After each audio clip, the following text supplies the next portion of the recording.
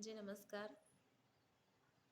संभवे गुरुवे नमः, संभवे गुरुवे नमः, संभवे गुरुवे नमः, संभवे गुरुवे नमः। देवकृति महादेव चरणों में नमन करती हूँ, मेरा नमन स्वीकार करे। पार्वती में एक चरणों में नमन करती हूँ, मेरा नमन स्वीकार करे। ब्रह्मा विष्णु महेश के चरणों में नमन करती हूँ, मेरा स्वीकार करे। राम सीता हनुमान जी के चरणों में नमन करती हूँ, मेरा स्वीकार करे। साहिब हनीन तीन सूत्र दया, तीन सूत्र का पालन करना में धर्म। एक पहले में दया मांगना कि हे शिव आप मेरे गुरु, हम आपके शिष्य, मुझ पे दया कीजिए। दूसरे में चर्चा करना, जन जन को बताना कि हे दीदी हे मौसी मेरे से बहुत ही दयालु, आप भी उनके शिष्य बन के देखिए, देते हैं लेते नहीं। तीसरे में स्वर भरकर नमः शिवाय नमः शिवाय नमः शिवाय। तो अगर मेरा वीडियो अच्छा लगे तो मेरे चैनल को सब्सक्राइब और मेरे वीडियो को लाइक कीजिएगा। ठीक है, चलिए चर्चा में आगे बढ़ती हूँ। तो एक गुरु थे, उनके दो चेला थे। तो उनके दोनों चेला बहुत ही ईमानदार और बहुत ही बुद्धिमान थे। बहुत सारे चेला थे लेकिन उनमें दो ही शिष्य बहुत ही बुद्धिमान थे। तो गुरु ने कहा कि इनका परीक्षा लेना पड़ेगा, इसीलिए उन्होंने उन शिष्य से कहा कि मांगो, मैं तुमसे बहुत प्रसन्न हूँ, तुम क्या मांगते हो, तुम जो मांगोगे मैं तुम्हें वही दूंगा। तो शिष्य बोलते हैं, एक पहला शिष्य बोलता है कि मैं अपने माता पिता से पूछ के आके बताऊंगा, और दूसरा वो भी बोलते हैं कि मैं भी अपने माता पिता से पूछ के आकर के बताऊंगा। तो उन्होंने कहा ठीक है। तो पहला शिष्य गए अपने माता पिता से पूछने कि उनको क्या चाहिए। उन्हें गुरुदेव ने यह अवसर दिया है कि उन्हें क्या पसंद है और क्या चाहते हैं। मुझसे गुरुदेव बहुत ही खुश है, तो माँ आप पहले बताइए कि मुझे क्या करना चाहिए। तो पहला शिष्य की मम्मी ने कहा क्या कि मैं तो अंधी हूँ, मैं तो जन्म से अंधी हूँ, मैंने तो कभी इस दुनिया को भी नहीं देखा, मुझे क्या चाहिए, और मेरे लिए आँख ही चाहिए। और उन्हें तीन ही वरदान मांगना था शिष्य को। तब फिर वो अपने पत्नी के पास गए, तो पत्नी भी बोलती है कि जब से शादी करके आई हूँ इस आंगन में तो कभी बच्चे का किलकारी ही नहीं गूंजा, शादी के इतने साल हो गए पर अभी तक इस आंगन में बच्चे का किलकारी नहीं गूंजा। वो अपने पिताजी के पास गया, तो पिताजी ने कहा कि मुझे क्या चाहिए, मैं तो सारा जीवन ही खटते कमाते और कठिन परिश्रम करते ही मेरा दिन चला गया, अब मैं क्या करूं, थोड़ा आराम की रोटी खाता और चैन से सोता, बस यही तमन्ना थी। तो उनके तीनों माता पिता के हो गए, उन्होंने बोल दिया कि उन्हें क्या चाहिए।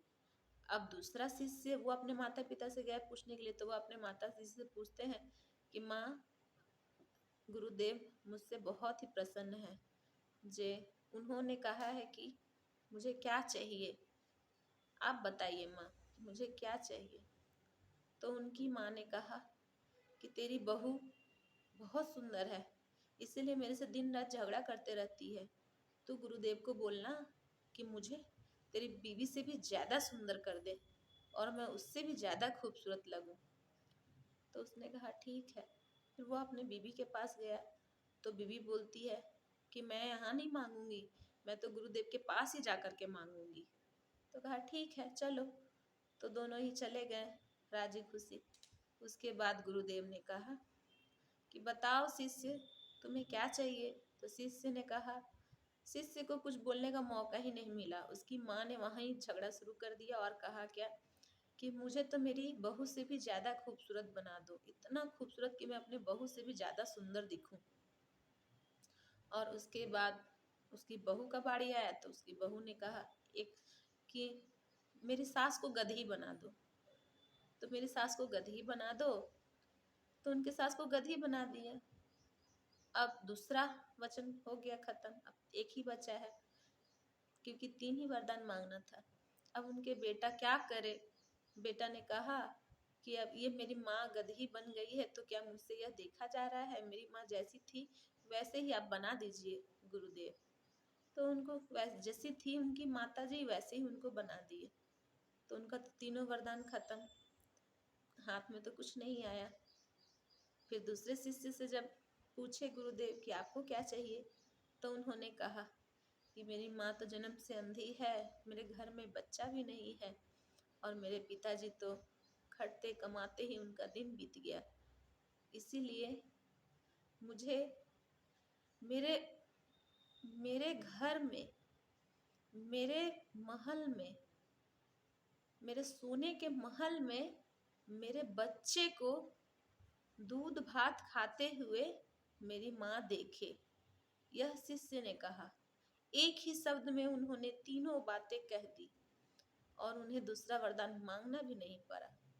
तो उन्होंने क्या कहा कि मेरे सोने के महल मतलब घर वर अच्छा हो जाए। सोने के महल में दूध भात खाता हुआ मतलब दूध भात खाएगा उनका बच्चा संतान, खाता हुआ उनकी माँ देखे। तो उनकी माँ का आँख होगा तभी ना वो देखेंगी। बताइए कितने बुद्धिमान थे वो। तो इसीलिए कभी भी किसी और का बुरा मत चाहो, है ना। कहानी अगर अच्छा लगा हो, अगर ये चर्चा अच्छा लगा हो तो प्लीज़ मेरे चैनल को सब्सक्राइब कीजिएगा। हर हर महादेव। हर हर।